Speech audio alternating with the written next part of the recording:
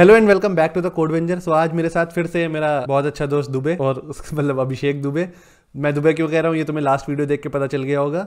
सो अगर वो last video नहीं देखी जिसमें अभिषेक का हम लोगों ने सैमसंग के इंटरव्यू एक्सपीरियंस की बात करी है तो उसका भी लिंक डिस्क्रिप्शन में होगा, वो तुम देख सकते हो। बट आज हम बात करने वाले हैं HBTU के बारे में। यार HBTU जिन बच्चों का NITs में नहीं होता और उनको गवर्नमेंट कॉलेज में जाना है तो एक बहुत अच्छा ऑल्टरनेटिव है। एटलीस्ट नॉर्थ इंडिया के लिए तो बहुत अच्छा है, क्योंकि आई डोंट थिंक NITs के अलावा नॉर्थ इंडिया में कोई और गवर्नमेंट कॉलेज है उस लेवल का। आज हम लोग बात करेंगे HBTU, उसमें कितनी रैंक चाहिए होती है तुम्हें निमसेट में, और उसके अलावा क्या कोर्स ड्यूरेशन है उसका, और साथ में जो सबसे इंपॉर्टेंट है प्लेसमेंट। तो ओके, तो शुरू करते हैं। जो थोड़े गैर जरूरी चीजें मैं उनको कहूंगा, जैसे हॉस्टल कैसा है, मेस कैसी है और फीस क्या है।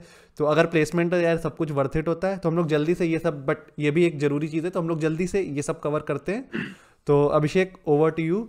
सबसे पहले बात करते हैं रैंक्स की और एग्जाम की कि कौन सा एग्जाम देना होता है और किस किस रैंक पे मिलता है, कितनी रैंक पे HBTU मिलता है। एडमिशन क्राइटेरिया पे बात की जाए तो सबसे पहले ये बताऊंगा कि 2018 में इसमें एडमिशन UPMC के थ्रू होता था, जो मतलब UPTUI कह सकते हैं मतलब उसके एंट्रेंस एग्जाम से इसमें एडमिशन होता था। मगर 19 से इन्होंने चेंज कर दिया अपना क्राइटेरिया, क्योंकि UPMC इतना वैल्यूबल एग्जाम मैं नहीं कहूंगा, उससे बच्चे एकदम अच्छे फिल्टर होके नहीं आते थे।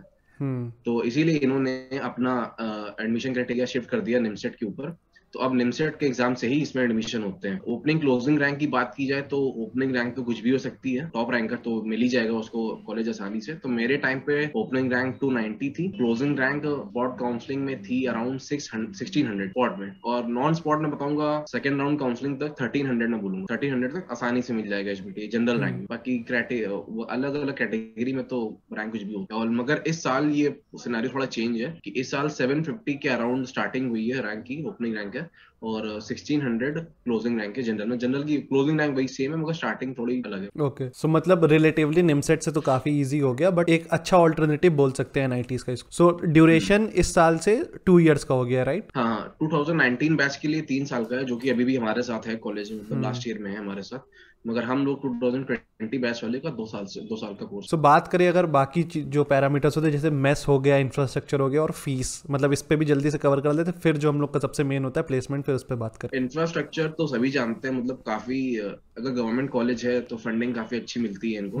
तो इंफ्रास्ट्रक्चर की कमी छोड़ते नहीं, काफी बड़ा एरिया कवर करते हैं, मतलब हर फैसिलिटी प्रोवाइड करते हैं। मतलब इंफ्रास्ट्रक्चर तो वेरी गुड है, इसका कोई दोहराई नहीं है।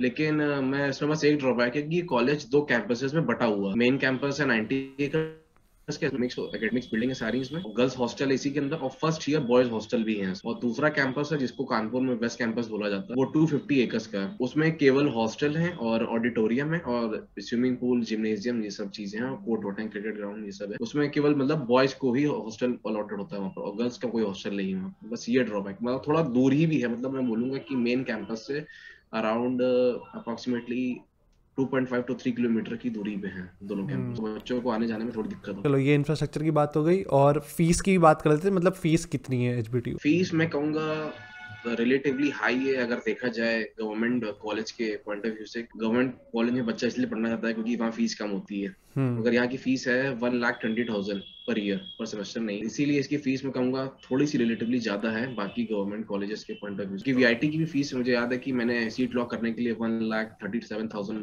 पे हाँ, की थी। VIT के तो राउंड ज्यादा में। डिफरेंस नहीं है दोनों में कोई। और हॉस्टल फीस, मतलब क्योंकि गवर्नमेंट कॉलेज तो मे भी हॉस्टल फीस थोड़ी कम होगी। हॉस्टल फीस भाई सब बाकी गवर्नमेंट कॉलेजेस की तरह है, पर सेमेस्टर जमा होती है। ओके। मतलब मैं अप्रोक्सीमेटली 30,000 है ओके। पर सेमेस्टर की।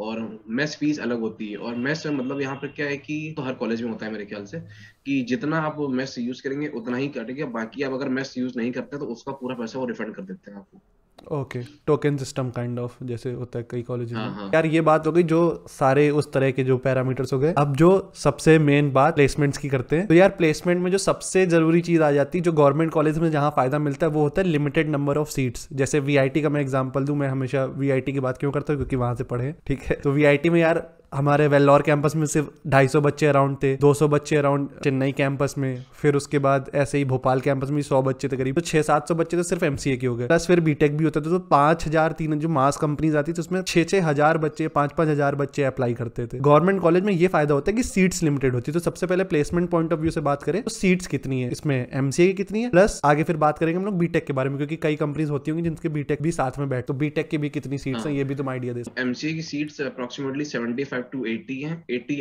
मतलब एटमोस्ट सीट इतना ही एडमिशन लेते हैं बच्चे, उससे ऊपर कभी नहीं गया। ओके ओबीएस में स्पॉट बता रहा हूँ, फर्स्ट सेकंड राउंड तक ये अराउंड 70 ही बच्चे लेते हैं, बाकी स्पॉट में 7-8 बच्चे और बढ़ जाते हैं। ओके। ये एमसी की सीट से। और बीटेक की भी अराउंड और कितनी होती होंगी?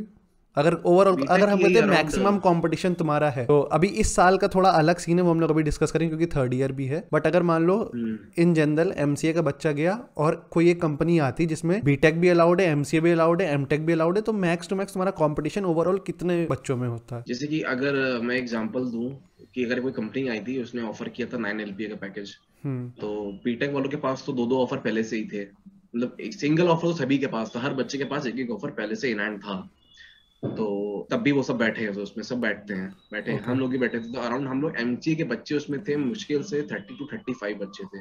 और बाकी जितने भी बच्चे थे मीट में, मतलब टोटल अप्रोक्सीमेटली 150 बच्चा था उसमें, 150 बच्चे थे, बाकी पूरा बच्चा बीटेक का था। ओके तो मतलब अगर हम कहेंगे हम 50 है, तो बीटेक हमेशा 100 के 100 120 के अराउंड रहता है ओके। मतलब वर्स्ट केस प्लेसमेंट सिनेरियो में से। तुम्हारा टोटल कंपटीशन अराउंड 200 बच्चों के साथ होगा, 200 220 बच्चों के साथ हाँ, अगर सारे। ये तब होगा जब सीएस आईटी की कंपनी आती है। कुछ ओके। कंपनी इलेक्ट्रिकल ईसी को भी अलाउ कर देती हैं, तो वो चला जाता है 300-250 के अराउंड। हाँ, तो मतलब वर्स्ट केस सिनेरियो में भी अगर देखा जाए तो कंपटीशन उतना नहीं जितना प्राइवेट कॉलेजेस में होता है। ये एक फायदा है गवर्नमेंट कॉलेज का। मे बी फीस एचबीटीयू की थोड़ी हाई है, बट अगेन कंपटीशन तुम्हारा कम बच्चों में होगा। बात करते हैं जैसे मान लो प्लेसमेंट्स की, एवरेज पैकेज ये सब तो हर बार अलग अलग होता है। तो तुम अपने बैच का बता सकते हो, मतलब तुम्हारे बैच में अभी कितने बच्चे प्लेस हो गए हैं और कितने अराउंड एवरेज पैकेज, तुम एक रफ एस्टिमेट तुम्हारे हिसाब से क्या है?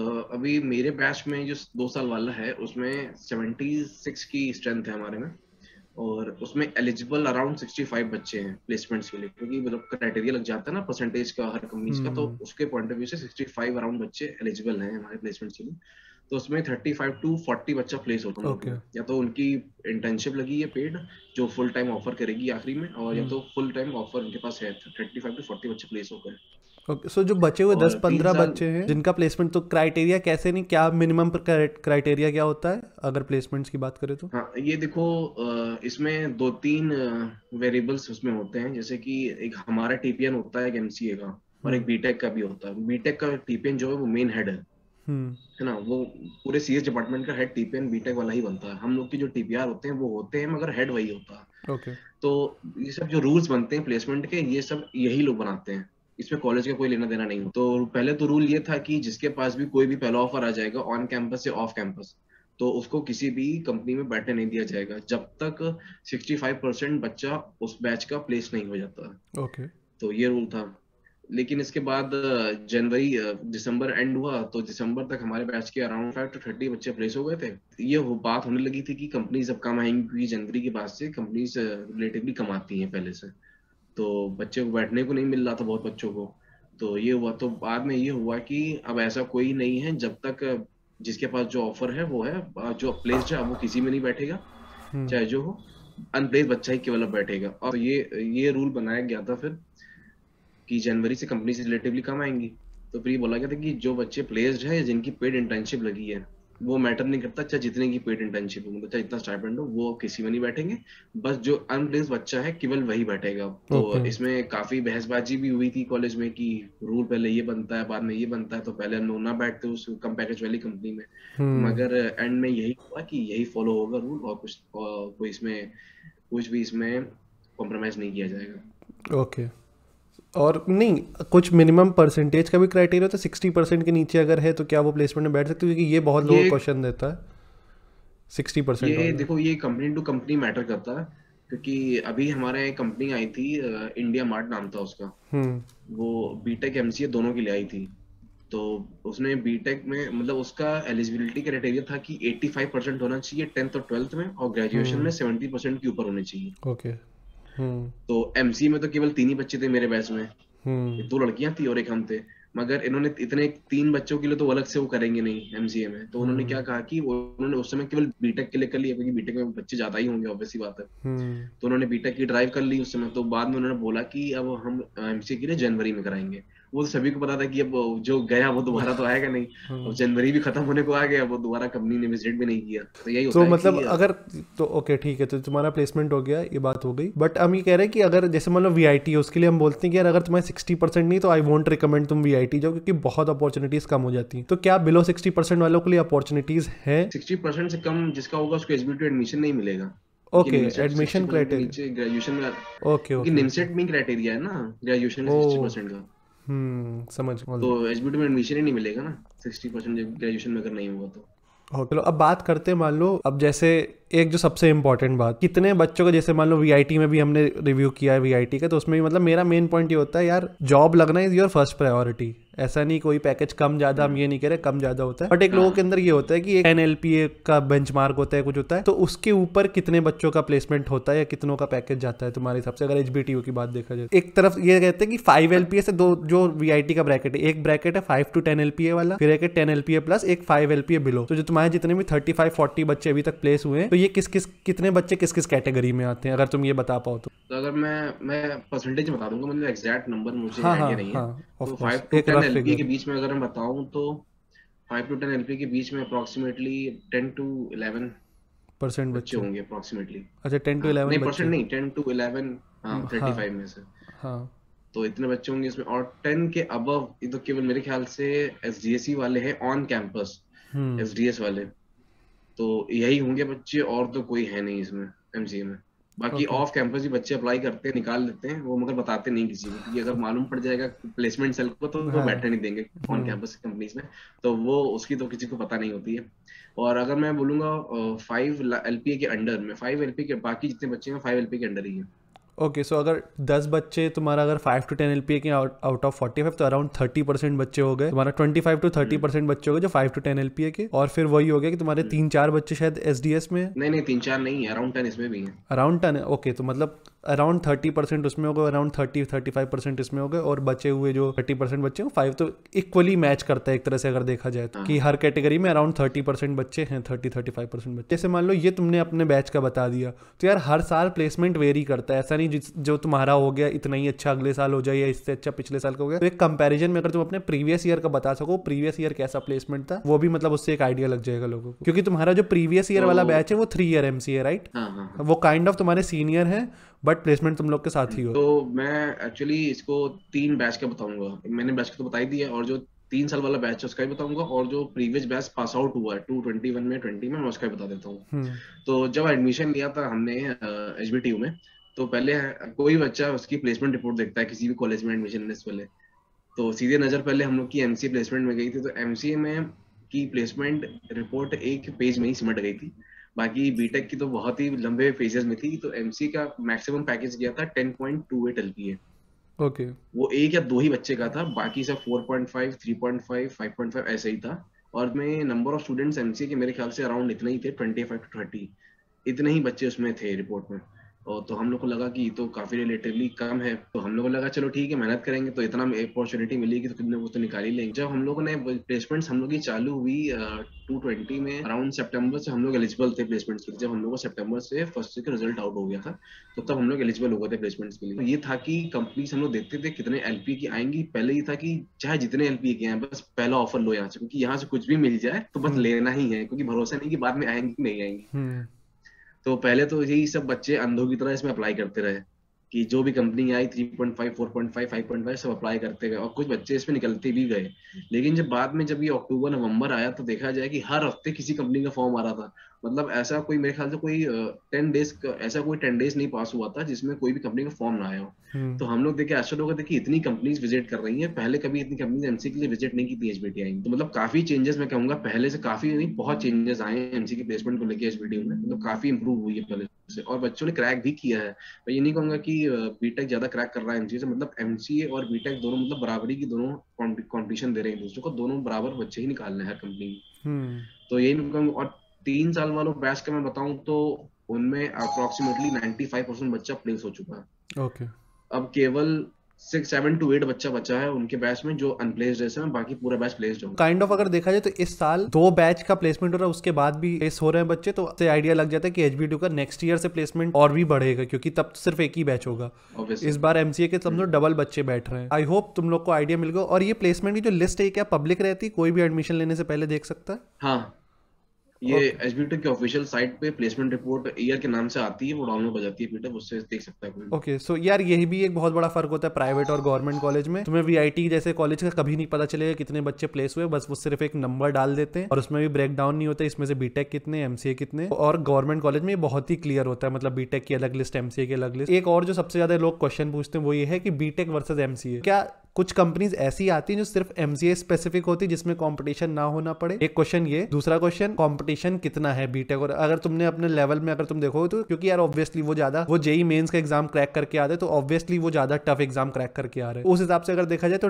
लेवल में डिफरेंस कितना है। और तीसरा जो सबसे ज्यादा इंपॉर्टेंट क्वेश्चन लोग पूछते हैं कि एक एवरेज बीटेक बच्चे के पास कितने ऑफर होते हैं ऑन एन एवरेज, और कितनी कंपनीज में उसके कंपैरिजन में एमसीए के पास ऑफर होते हैं, या फिर एमसीए कितनी कंपनीज में बैठ पाता है। ये 3 क्वेश्चन एक एक करके करते हो। तो बीटेक और एमसीए अगर बात की जाए तो ये सभी जानता है कि बीटेक का बच्चा 4 साल बिताता है अपने कॉलेज में।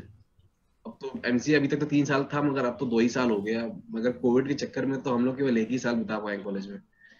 तो हम लोग की उतनी पहचान, मतलब कॉलेज में ये होता है कि बातचीत और पहचान से बहुत बड़ा फर्क पड़ता है। ये बहुत बड़ा फैक्टर होता है किसी भी स्टूडेंट के लिए, मतलब कुछ भी काम वाम कराने के लिए, मतलब किसी से भी फेवर लेने के लिए बहुत बड़ा फैक्टर होता है ये। तो ये देखा जाए तो बीटेक का बच्चा हर चीज जानता है वहां पर कॉलेज में क्या है कैसा नहीं है। तो और बीटेक का बच्चा अगर 2 साल स्टार्टिंग का पढ़े भी ना, केवल मस्ती करे, तो भी कोई दिक्कत नहीं है। वो 3rd ईयर से पढ़ाई करना शुरू करता है और फिर वो ऐसी पढ़ाई करता है कि वो एमसी वाला उसके अगल बगल में नहीं रहता है। क्योंकि उन्होंने तो ऑब्वियसली अगर उनको 2 पढ़ना लोग, आता है और इतना टफ हाँ एग्जाम जेई मेंस जैसे टफ एग्जाम क्रैक करके वो आए हैं, तो ऑब्वियसली उनके अंदर हाँ कैलिबर ज्यादा है। हाँ, लेकिन अब ये कंपनीज की बात करें कि वो बीटेक को ज्यादा प्रेफर करती हैं कि एमसीए को। देखो, अगर 10 कंपनी किसी भी कॉलेज में आएंगी, मैं एनआईटी, बीआईटी या एचबीटीआई की बात नहीं करूंगा, किसी भी कॉलेज में अगर 10 कंपनीज विजिट कर रही हैं तो 10 में से 4 कंपनी ऐसे जरूर होंगी जो कहेंगी मुझे केवल बीटेक चाहिए। ऑब्वियसली, क्योंकि वो उनको ये पता है कि वो लड़का 4 साल से वहां बात कर रहा है, वो एनवायरनमेंट में ढला हुआ है, उसे कैसे काम करना है, वो नई टेक्नोलॉजी सीखने के लिए मतलब बिल्कुल, मतलब वो अडेप्टेबल बंदा है। और एमसीए का बच्चा क्या है, वो जानता है कि कोई बीएससी मैथमेटिक्स पढ़ के आ रहा है, कोई बीएससी स्टैटिस्टिक्स पढ़ के आ रहा है। हमारे बैच में मैं खुद कहूंगा एमसीए करने जो आए हैं, बीसीए के अराउंड 30 to 35 बच्चा होगा, बाकी सब बीएससी का बच्चा है। और आधों को तो उसमें कोडिंग की कोई नॉलेज ही नहीं है प्रायर। तो वो कंपनीज भी जानती हैं बात। तो वो ऑब्वियस सी बात है कि अगर कोई भी हम लोग भी अगर एचआर होंगे तो ये अगर पहले से जानते होंगे तो कोई भी बोलेगा कि हमें भाई कोई भी कंपनी अच्छा ही कैंडिडेट लेके जाएगा अपने लिए, तो पहले से बोल देती है, स्पेसिफाई कर देती है कि हमें बीटेक का बच्चा चाहिए। और उनके लिए फिल्ट्रेशन भी आसान हो जाता है एक तरह से देखा जाए। हाँ वही इसके ऊपर हमने एक वीडियो भी बना रखा है, why companies prefer BTech over MCA, जो कि एक झूठ नहीं है, हाँ होता है, बहुत कंपनी से करती है, क्योंकि उनके लिए यार आसान होता है ना। अगर 10 बच्चे एचबीटीयू में बीटेक किए तो ऑब्वियसली कंपनी उसमें से 5 अच्छे बच्चे निकाल लेगी, और अगर 10 एमसीए के दिए जाए तो हो सकता है सिर्फ 2 या 3 ही, तो वो ऐसी जगह से फिल्टर करेगी ना जहाँ ज्यादा क्राउड उसको मिल जाए। और ऐसा नहीं है कि एमसी के बच्चे कॉम्पीटिंग कर पाते हैं बीटेक के बच्चों से, ऐसा बिल्कुल नहीं है।